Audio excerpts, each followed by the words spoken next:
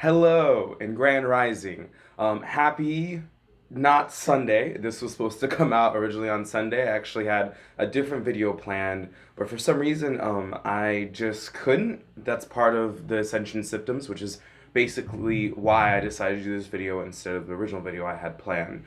So for today's video is three tips to be a great leader in the midst of personal ascension symptoms. For those of you who have ever had a spiritual awakening or going through spiritual stuff, you understand what ascension symptoms are. But for the purpose of this video, I'm just going to do a real quick general explanation of what ascension symptoms are. Ascension symptoms are basically ailments, physical, mental, spiritual, that happen during the spiritual awakening, spiritual ascension process. As you are climbing up to the different levels, vibrational levels, the different dimensional levels of spiritual awareness, your expansion of consciousness, things like that. You tend to sometimes get physical ailments like soreness, a weakness in the body, such things like that. You can get sick, allergy attacks, headaches. You can get really, really tired all the time because your body's literally going through a metamorphosis through spiritual and physical and mental means. It's kind of a crazy time where you'll start getting or feeling certain things that you have no idea why you're feeling this way. No doctor is going to be able to explain it. Probably the only people that will be able to understand it and explain it and kind of guide you through it are people like myself who are very, very spiritually in tune and are here on this planet to help you get through those types of things. There's shamans, and there's a lot of people on the Mystical Illuminations channel here, and that are clear sight consultants that would love to help you out with it. But besides the point, we are still focusing on just the three ways. So those are kind of like the basics. That is like the basics of what spiritual ascension symptoms are. So what I wanted to tackle a little bit more so, especially since I'm kind of moving a little bit more towards more of like a leadership coach role, as well as with a spiritual background, because that's all I'm about. That's how I got to this point in the first place. So I'm never going to go away from that, but I really feel called to go more into leadership. So this is one of the reasons why I decided to do this video and talk about this topic, because I myself kind of had one of those kind of had a little bit of a tower moment where I kind of didn't really know where I was doing or where I was going, but I felt called to let go and release and accept certain things. And as a leader, if you are in the process of going through a spiritual ascension in some way, shape, or form, and you are having symptoms from that ascension, it's hard for you to be fully there for your team members. And being a leader doesn't necessarily just being a leader in a business standpoint. It could be a leader in your community, in your family. Leaders don't have to be necessarily the patriarch or the matriarch. They can just be simple quote unquote team members that are there just to help support each other without needing to have a title to go with it. Leaders are with everybody. Everybody's a leader. There's a leader in all of us. It just sometimes takes time to develop and cultivate those skills. So if you are already a leader and you're in a leadership type of role, say you are working in the what I like to say, the 3D world, and you are having to function while having headaches or being exhausted, or just plain out not even being able to get out of bed because you're just so riddled with so many intersecting thoughts that you have no idea what's going on, and you're just trying to organize them and make the best out of them, then this is for you. So these are my quick 3 tips on it. The first one is stay grounded. And I have a question for you, since I'm a life coach, and life coaching is all about asking the right kinds of questions. So staying grounded is very, very important when going through a spiritual ascension, or having any type of spiritual ascension symptoms, any type of awakening. If you are not grounded, then these things can actually cause a hindrance to you. That's why sometimes spiritual ascensions are not necessarily always a quote unquote good thing. They're good for you to develop your spiritual talents if you're prepared and you accept them, which you're gonna have to regardless of the universe is making you go through it. Then that's just how it is. But if you just allow the symptoms to take advantage of you, then you will be unstable, you'll be irritable. There's a high possibility if you are in a business sense, you could get fired or you could offend somebody by accident. You don't want to do that. So the best thing you can do is stay grounded through mindfulness meditation, going outside and actually planting your feet into the ground. Like I'm talking like go to the beach. If you don't have a beach near you, then go out to like a forest or a park and literally take off your shoes, take off your socks. If you're not wearing socks with your shoes, that's a little weird, but hey, to each his own. But just put your feet deep into the earth. If you can possibly just scrunch it in, just push your feet as far and deep down into earth as possible. It will help ground you, and just imagine yourself connecting as if you are a tree or a plant or any type of foliage that is like connected deep to the earth, and just putting everything into Mother Earth, and just connecting with earth. Be the root. Focus on your root chakra if you understand that.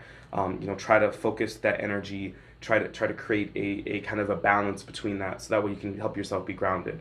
And then now the question I have for you is, how are you staying grounded? That's a question for you to ask yourself. And you can ask yourself that every single day while you're going through your spiritual ascension.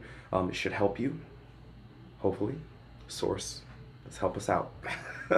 The second thing is be patient. It kind of goes along with the grounded, but the reason why you need to be grounded is so that you can understand when to be patient. There is a time and place to be patient, obviously, but say, if you were face to face with somebody and they say something that is not necessarily on purpose, like they just said it by accident and they didn't even know it could bother you. If you go off on them, that's not a good sign, especially as a leader. Leaders need to be grounded and patient, and they need to be able to control their emotions and their feelings. They need to be able to have a cool head about themselves. So if you freak out on especially a new team member that said something by accident, they will probably never trust you again and be like, oh wow, this guy's a fucking asshole. You don't want that. Nobody wants that.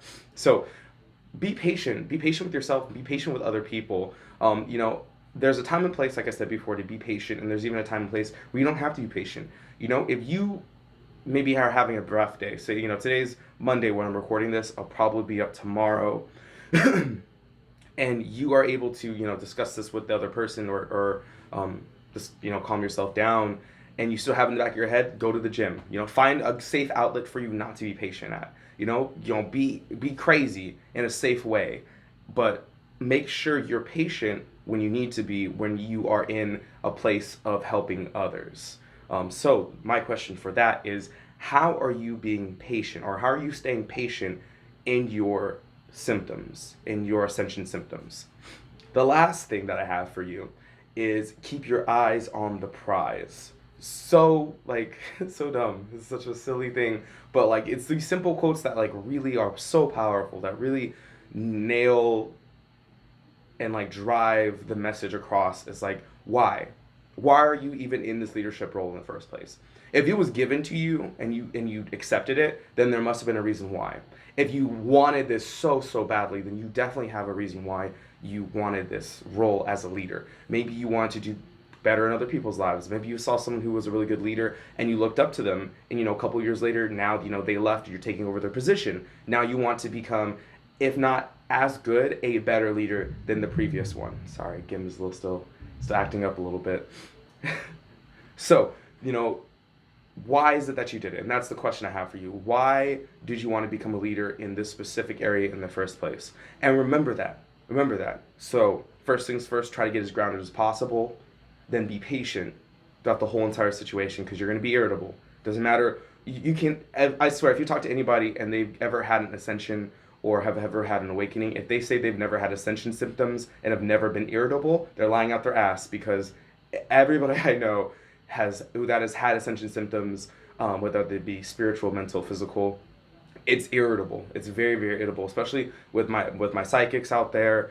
All the water signs, basically. When you get those pings from people talking shit inside their minds, and it, those are some of the most annoying symptoms that you can ever experience. So if you're able to keep those two things, be patient, stay grounded, and then remember and remind yourself consistently why you did this in the first place, why you put yourself in this role, you will be able to succeed no matter what. Other than that, thank you all so much for watching. I really appreciate it. Sorry again for it being late, and also for those of you who are looking forward to the live that was supposed to be on Sunday. Sorry, some things kind of got out of hand. It's just how it would be sometimes. However, we'll be doing a little bit better about it from here on out. So I will now have the live tomorrow at, let's see, I think it's, hold on a second.